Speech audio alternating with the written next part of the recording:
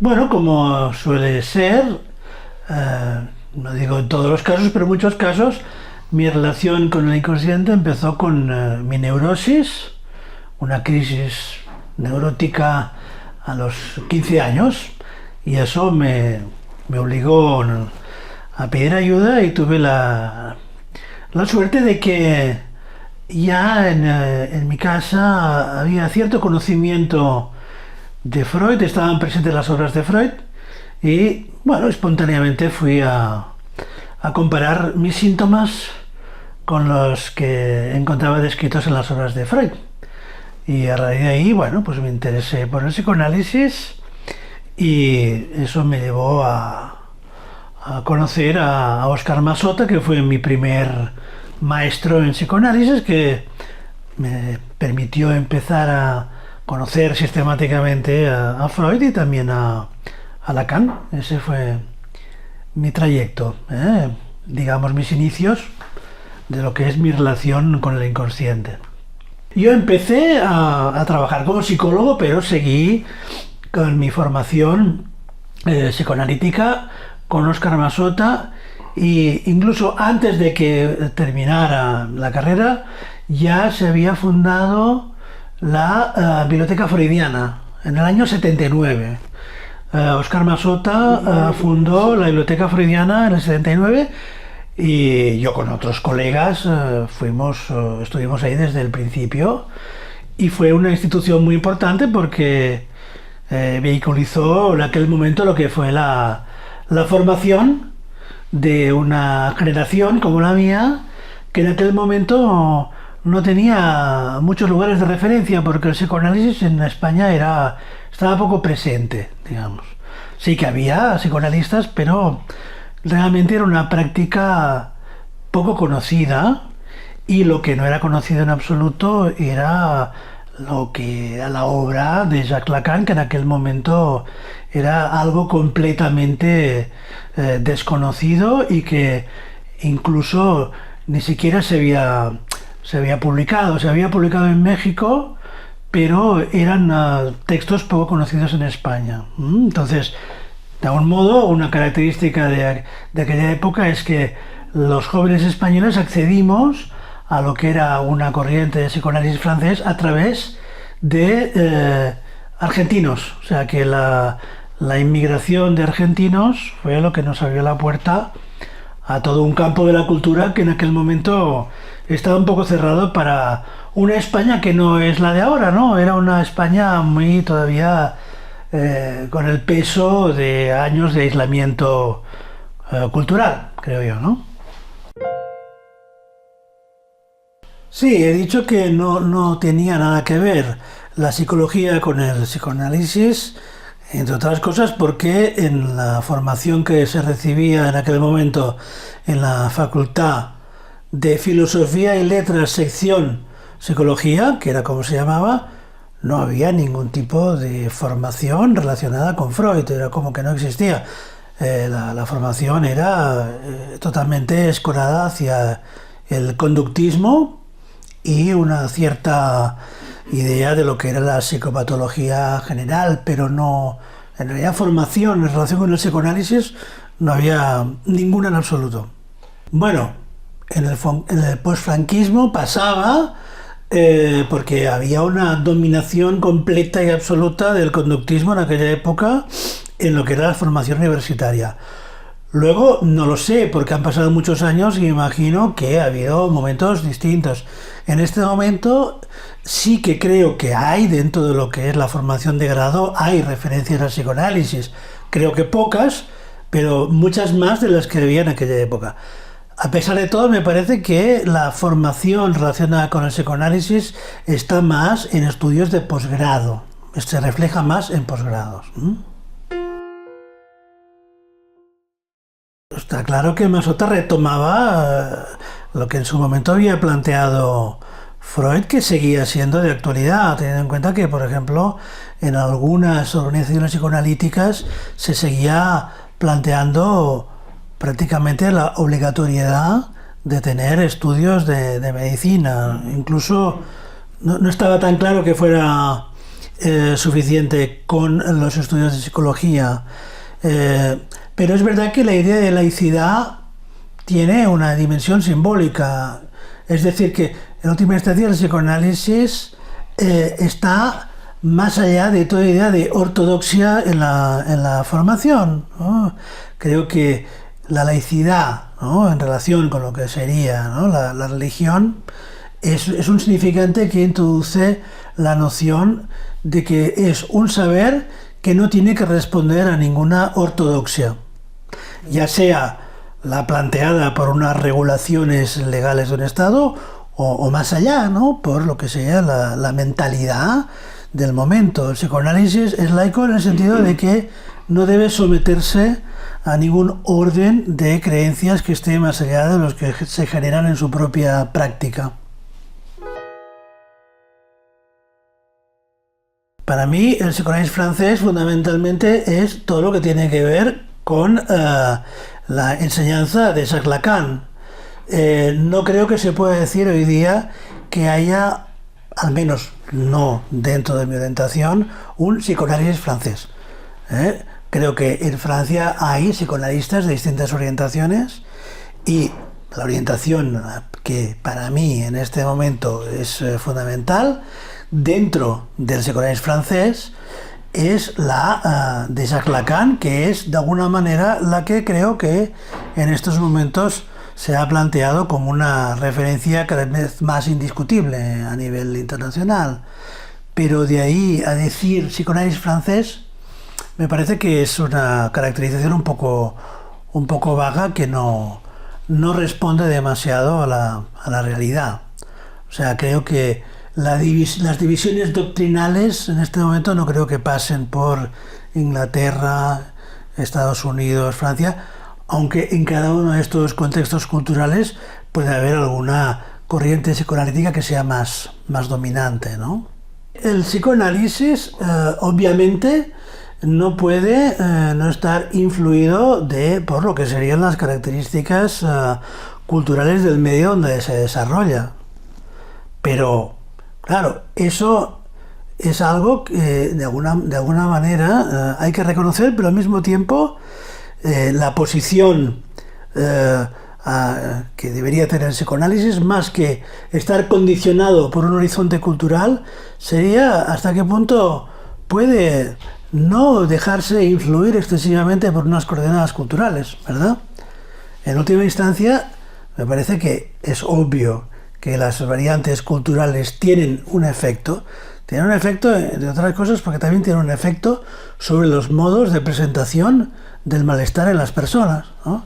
No es lo mismo, por ejemplo, cómo entienden la figura del psicólogo, la figura específicamente del psicoanalista, la gente del común en Argentina que en España, ¿no? Entonces, obviamente, creo que hay una serie de elementos culturales que condicionan mucho el modo, no ya de que los psicoanalistas piensan o elaboran su práctica, sino también de cómo los pacientes se dirigen a ellos.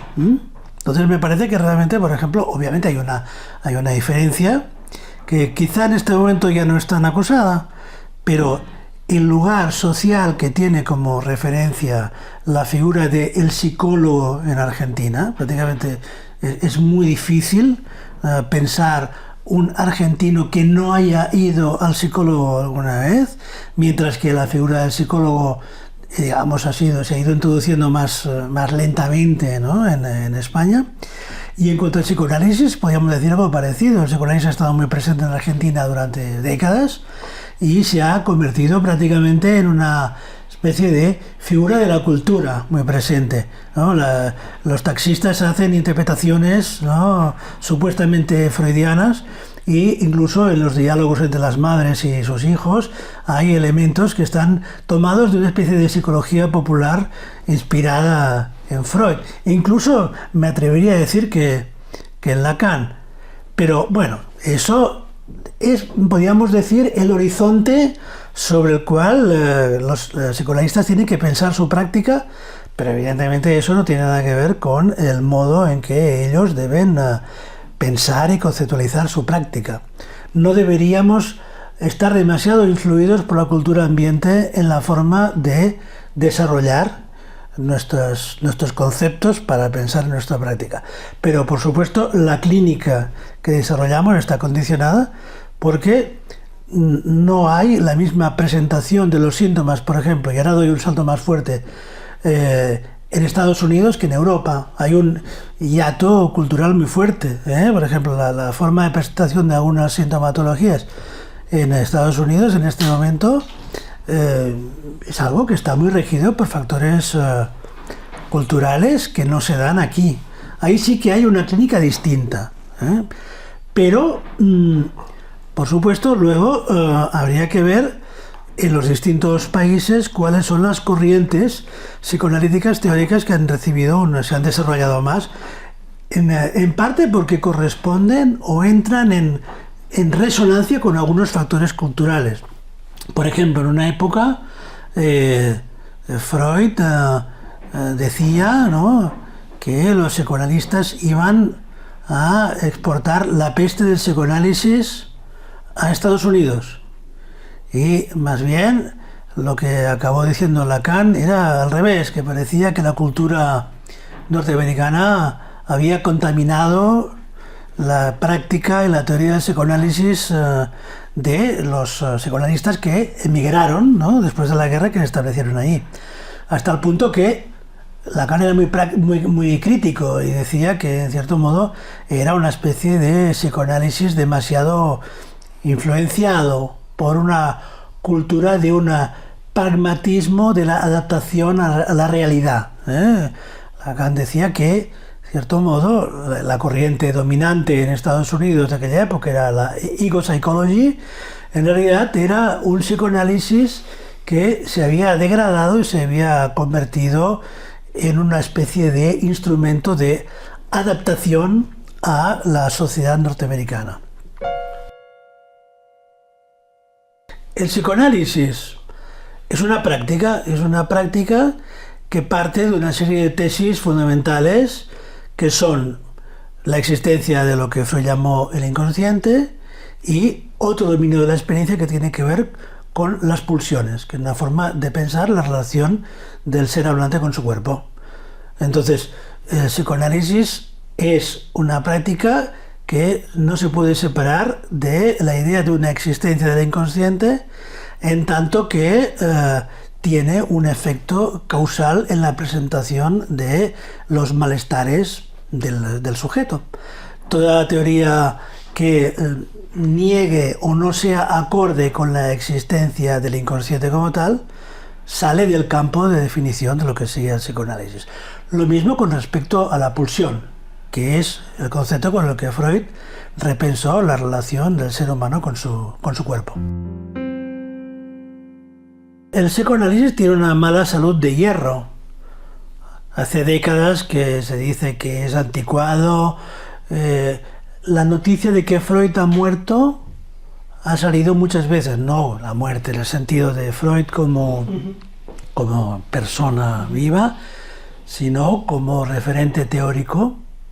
Ha sido anunciada solemnemente en la portada de muchas revistas hace muchos años. Por ejemplo, recuerdo, creo que la revista Time, que no sé exactamente la fórmula, pero decía, bueno, Freud está muerto, acabado.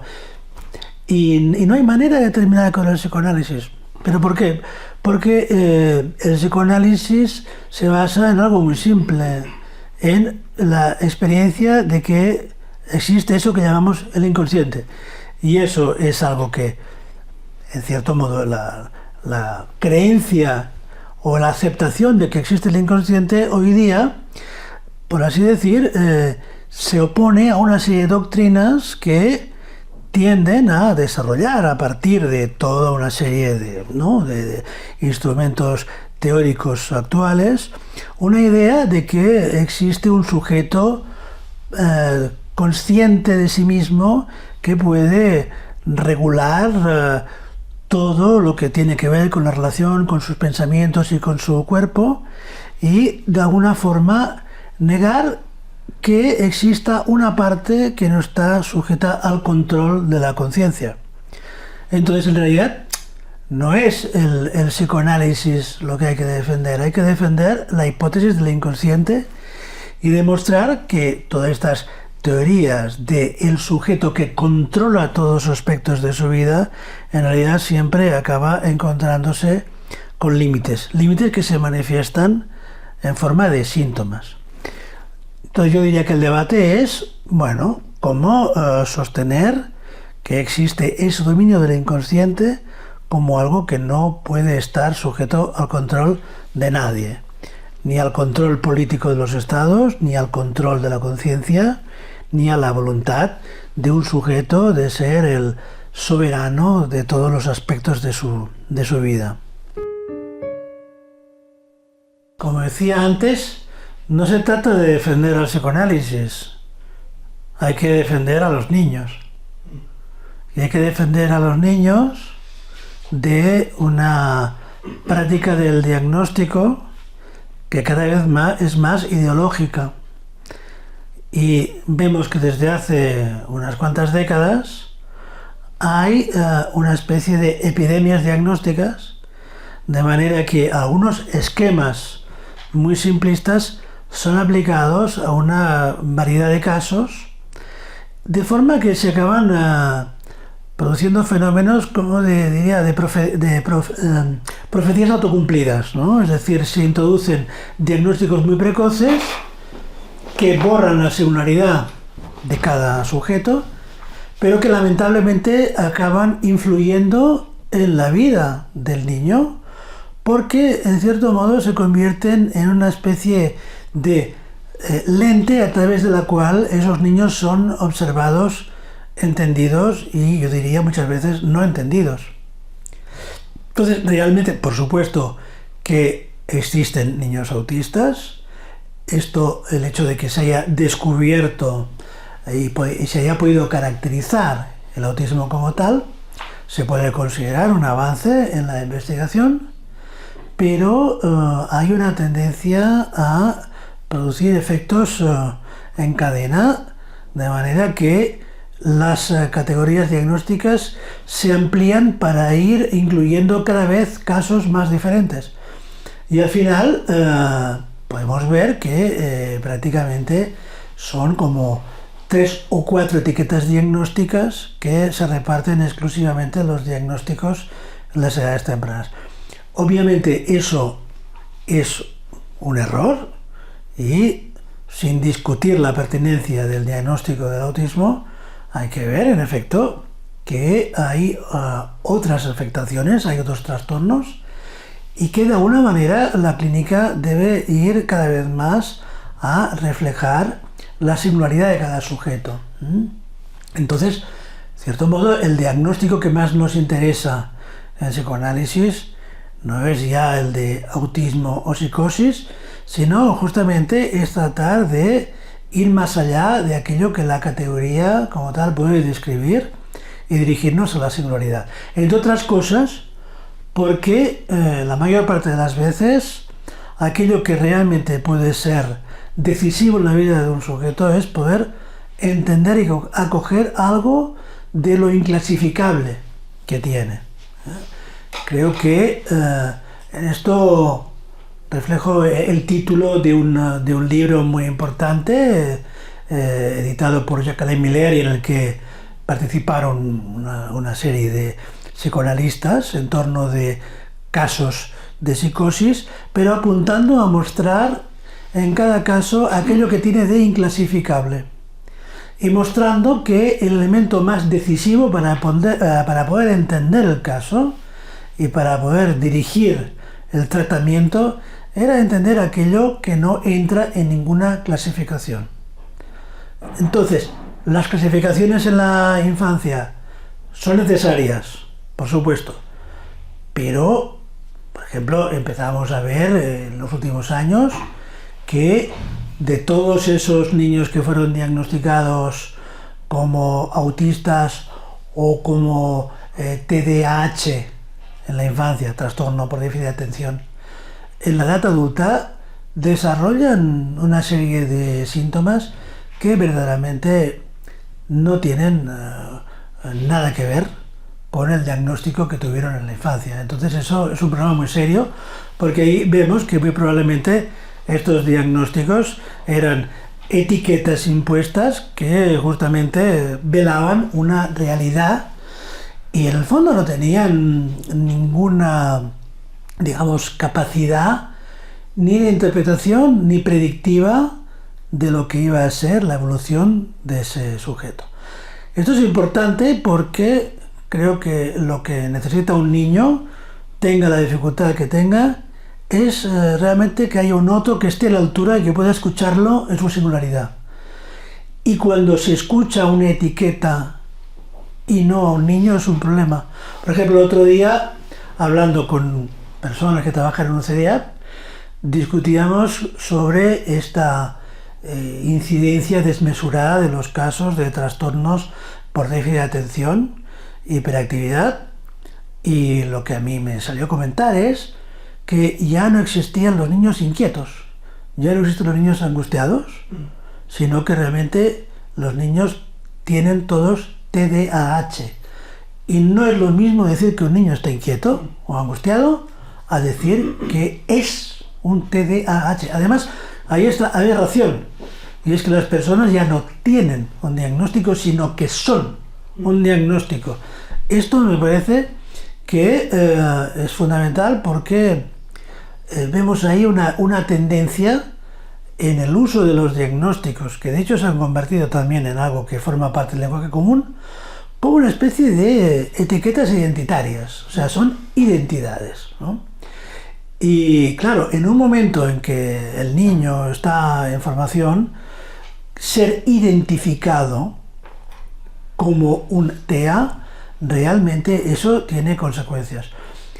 Últimamente en los debates de algunos casos, ¿no? Por ejemplo, ya en las franjas de edades superiores, donde ves personas con trastornos muy graves, con alucinaciones y delirios, ¿no? Se revisan los diagnósticos y se dice, bueno, pero fue diagnosticado como TEA, ¿no? Y en algunos casos lo que yo he dicho, comentando, ¿no? Cosas concretas de lo que se veía, ¿no? en la clínica de estos sujetos, es que realmente no eran sujetos autistas, sino que el autista era el otro, es decir, que no habían tenido un otro, que el otro no había estado. Se podían ver historias de una terrible soledad en la que aquel niño había estado durante los primeros años de su vida en compañía de una pantalla de televisión o una pantalla de iPad. ¿Cómo vas a llamar autista a alguien que ha sido dejado para ser educado por un iPad? ¿Quién es aquí el autista? Bueno, historias clínicas así, a nivel de clínica del adulto, las estamos encontrando cada vez más. Personas con la etiqueta de autista, y resulta que no había ningún otro al que dirigirse porque el otro estaba absolutamente ausente. Bueno, yo creo que los intereses son muy diversos y algunos colegas tienden a plantear, y no es que esté en desacuerdo, por ejemplo, el caso del TDAH es cierto que eso se acompaña de una epidemia de administración de algunas sustancias, ¿no? De sustancias químicas, algunas medicaciones, y hay quien dice que evidentemente ahí hay intereses de la industria farmacéutica. Eso puede ser un aspecto, pero a mí no es el que me parece más fundamental. A mí el que me parece más fundamental es realmente las etiquetas que permiten no pensar en nada. Las etiquetas al servicio de una pereza y que también, por otra parte, desresponsabilizan. Porque si tú tienes un hijo inquieto, probablemente te preguntes por lo que tú puedes hacer por su inquietud o por la causa que tú puedas tener en ello. Mientras que si esa inquietud está tapada por una etiqueta de diagnóstico, la pastilla que se la administre sustituye a la pregunta por lo que se debería tratar de entender o escuchar. Yo creo que ese es el punto, o sea, la etiqueta como herramienta de responsabilización y también de un cierto confort. Sí, es una por la angustia también. Sí, es una por la angustia. Entonces, si él es autista, está bien que juegue solo con el iPad durante años y no hay nada más que hacer, ¿no? Mientras que, de alguna manera, pienso que pensar en el sujeto y en su singularidad implica permanentemente una dimensión de reflexión y de responsabilidad para todos, ¿no? Siempre ha sido difícil, o sea, no hay que idealizar el pasado, ¿no? En cada época ha habido un discurso dominante. En otras épocas, por decirlo de una forma muy simple, bueno, pues era probablemente el discurso religioso o un discurso de lo que ahora se dice, ¿no? El patriarcado y toda una serie de formas de regulación de la familia y las formas de gozar, etc. Yo creo que, bueno, en cada época ha habido un discurso dominante del que los sujetos de alguna forma han sufrido y padecido. Yo no idealizaría el pasado. No creo que antes fuera mejor que ahora. Yo creo que de alguna manera somos siempre contemporáneos y algo que planteó Lacan, me parece fundamental, es que todo psicoanalista debe estar a la altura de los desafíos de su tiempo y no quejarse, no lloriquear.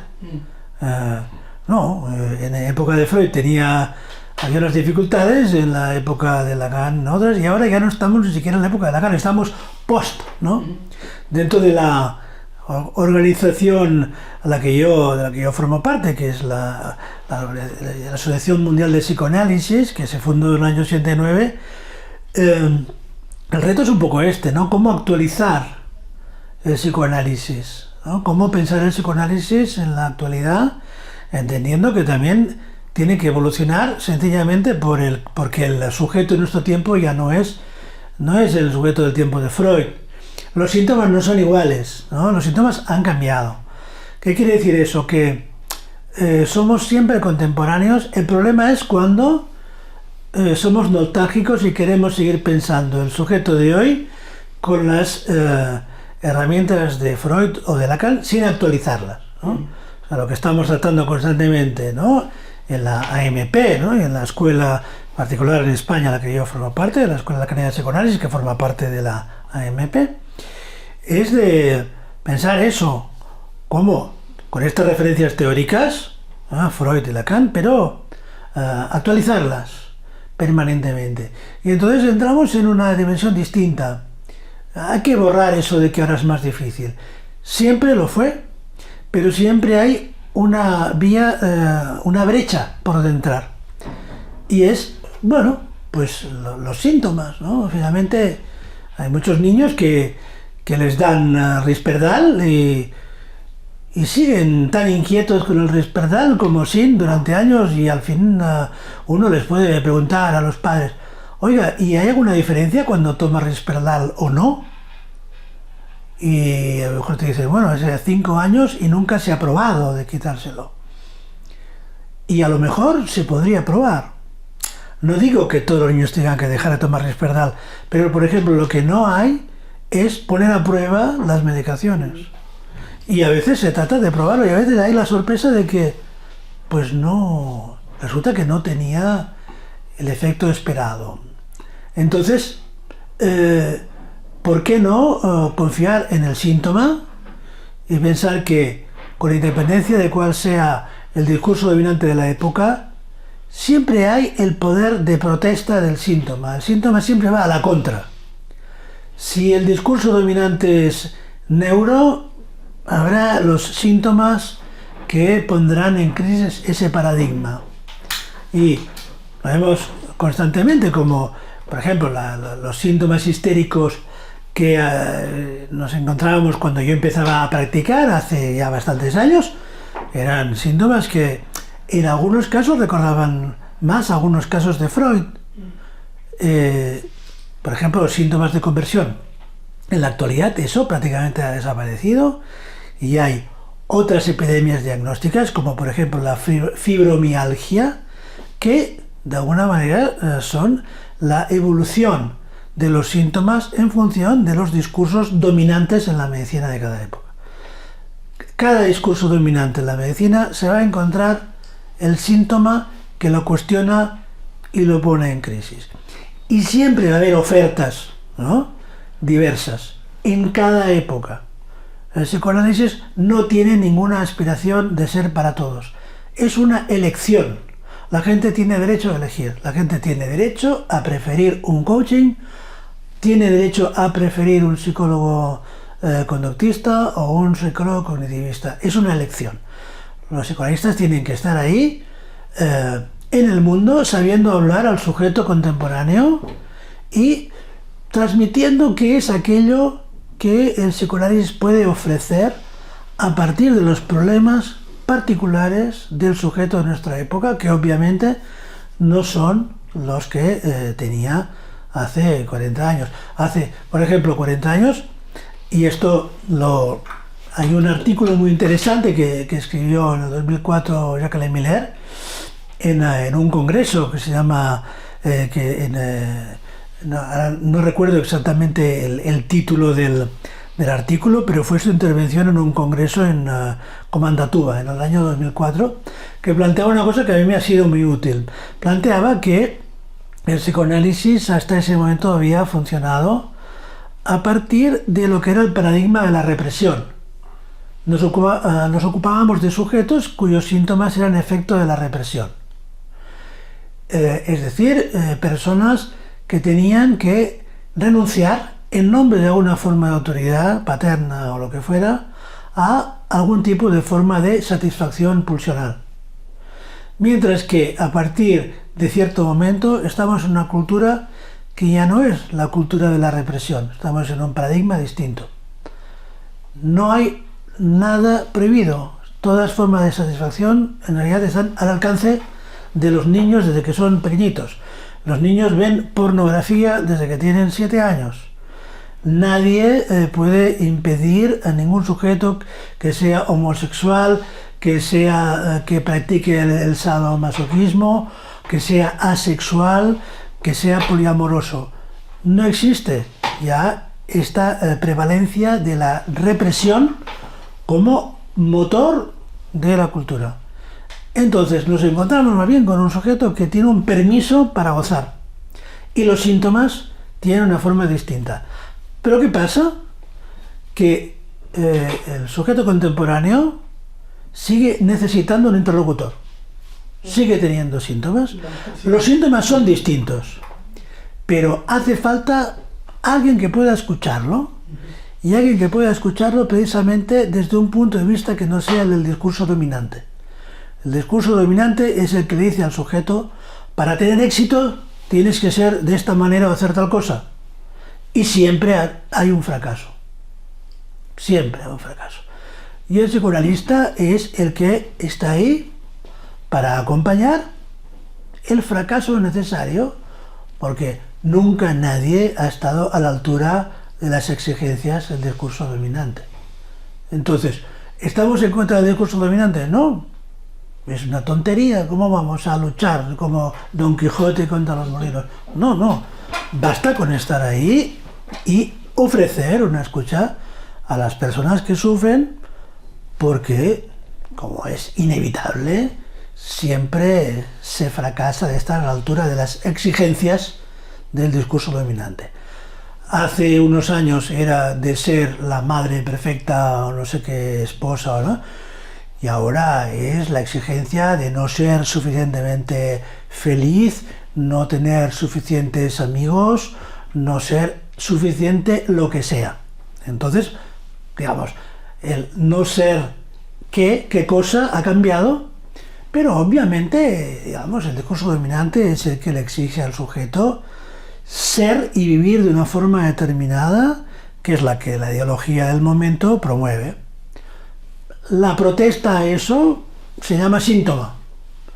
Y nosotros somos gente que, de algún modo, a partir de nuestra experiencia particular, porque hay que recordar que los psicoanalistas, como parte de su formación, es su propio análisis, partimos de esa experiencia, la experiencia del fracaso y también la experiencia de que de ese fracaso se puede encontrar una salida individual para situarse como sujeto en un momento determinado de la historia.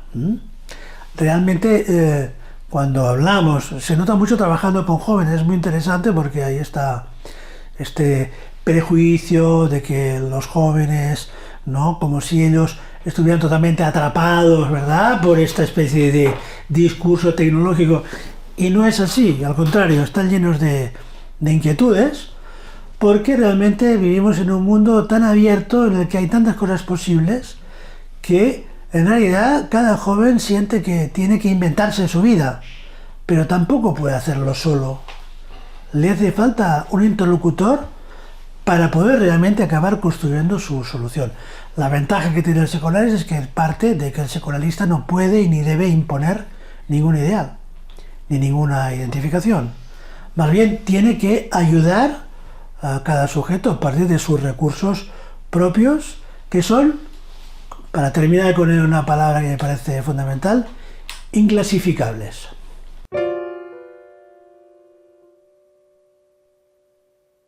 Yo creo que no hay que pensar en fórmulas universales.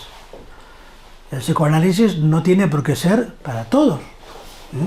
Es una oferta que se puede hacer a todos o a casi todos, pero también hay que tener en cuenta que una persona puede no aceptar esa oferta también. Entonces yo diría, en esto tomaría también una frase que recuerdo de un psicoanalista de la AMP, se llama francés Éric Laurent, que decía que no es para todos, pero en todos los casos puede tratar de aportar algo para la construcción de una solución individual al sujeto que sufre ante las exigencias del discurso de la época. Entonces, yo diría que tampoco hay que pensar, porque me parece que eso es totalmente contrario respecto del psicoanálisis, que tengamos la voluntad de ser la salida para todo el mundo. O sea, sería realmente contradictorio, ¿no? Creo que el psicoanálisis es un discurso de la profunda libertad. Un psicoanalista es un señor a quien le puedes ir a decir cosas barbaridades. Por ejemplo, sí, tengo una paciente, una persona joven que un día me dijo, le voy a decir algo que es una barbaridad y sé que no lo puedo decir en ningún sitio fuera de aquí, no se lo puedo decir ni a mi pareja, ni a mis padres, y realmente es verdad, lo que decía era algo que desafiaba toda lógica. La frase era una mujer que en ese momento estaba embarazada. Y la frase que se le había ocurrido es, esta hija no conocerá a su madre. Es una frase que es una fantasía. ¿Qué quiere decir esta hija no conocerá a su madre pensado por una mujer embarazada? Era una frase, una ocurrencia extraña. ¿Cómo va a ir a su pareja y decirle esto?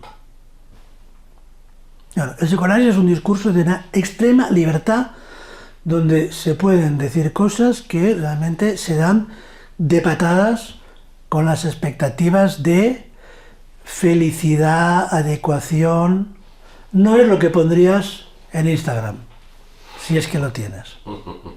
Y el psicoanalista tiene el deber de escuchar eso sin prejuicios y ayudar a esta persona sin asustarse. Dice, bueno, intentemos pensar qué quiere decir eso, ¿no? Y la respuesta, si estamos a la altura, no tiene por qué ser nada terrible, porque en realidad creo que el ser humano en todas las épocas, bueno, hay una dimensión ética, por supuesto que hay excepciones, pues no estamos analizando a serial killers, no es eso, pero es verdad que en el fondo lo que viene a depositar una persona aquí, tenga 15 años, 50 o 80, son preguntas que siempre tienen una connotación ética. Las preguntas que se plantea una persona ante el psicoanalista son preguntas que tienen una dimensión ética, en cuanto concienen las elecciones fundamentales en las que se enmarca la vida humana. Yo pienso que es más difícil desear cuando de entrada hay un empuje muy fuerte a obtener una satisfacción en el ámbito que sea. El deseo es, digamos, una realidad que tiene más que ver con la elaboración, con la espera, con el tiempo, con el encontrar, podríamos decir, formas creativas de dar cabida a lo que es nuestra relación con el goce, con la satisfacción, y estamos en una cultura de la satisfacción inmediata. El deseo tiene más que ver con la espera, la elaboración y la búsqueda de una salida individual, y el contexto es de la oferta de una satisfacción inmediata, ¿no? Pero tarde o temprano las ofertas de satisfacción inmediata muestran sus límites y las personas se ven obligadas a encontrar la vía de una salida singular para su deseo. Creo que eso, de alguna manera, es también una cuestión de tiempo, ¿no? El agotamiento de lo que son las formas que están, podríamos decir, ¿no?, incluidas en la cultura como las ofertas de satisfacción, y lo que sería llegar a la conclusión de que nada de lo que está prêt-à-porter es verdaderamente suficiente para responder a lo que yo necesito, ¿no? Es el título de un libro que yo edité y en el que recopilé una serie de trabajos de psicoanalistas franceses, españoles, también retomando algunas referencias fundamentales de Freud, como por ejemplo el caso Juanito, para mostrar que los sueños de los niños son realmente muy complejos y que hay en los niños un proceso de construcción del inconsciente como tal. Los niños no nacen con inconsciente, el inconsciente es algo que se va construyendo y durante los primeros años de edad encontramos este proceso de construcción del inconsciente como tal y también de las formas iniciales de lo que es la puesta en marcha de las formas singulares del deseo. Entonces, en un punto de intersección entre los sueños como tales y las fantasías infantiles, encontramos este dominio que yo resumí, ¿no?, en la introducción a ese volumen, como la génesis del inconsciente y también la génesis del deseo, a caballo entre los sueños y las fantasías. En los niños lo interesante es que el dominio de la fantasía y el dominio del sueño no siempre están claramente distinguidos, ¿no? Entonces, por ejemplo, en algunos casos, el caso Juanito de Freud, se ve claramente, Freud dice, esto es un sueño, en otros casos dice, esto es una fantasía, pero la pregunta es, ¿cuál es la articulación entre fantasía y sueño en el niño? Yo daría una sola recomendación, ser conscientes de que el psicoanálisis se tiene que reinventar con cada caso, en cada sesión, y hay que tener en cuenta las referencias teóricas fundamentales es decir, lo que es la suma, la acumulación de un saber del psicoanálisis, pero también aceptar que, y esto es algo que en realidad ya decía Freud, que el psicoanálisis hay que recrearlo en cada encuentro con un paciente. Eso implica realmente pensar que no hay ninguna receta técnica que pueda garantizar que el resultado sea lo que llamamos un psicoanálisis. Eso es algo que a partir de unas condiciones siempre hay que reinventar. Masota fue mi primer maestro, ¿no?, que fue para mí el mediador para acceder a una lectura de Freud y también de Lacan, que eran unos textos que eran muy difíciles y hacía falta alguien que pudiera interpretarlos, ayudarme a mí, a las personas de mi generación, a introducirnos a una obra que resultaba compleja.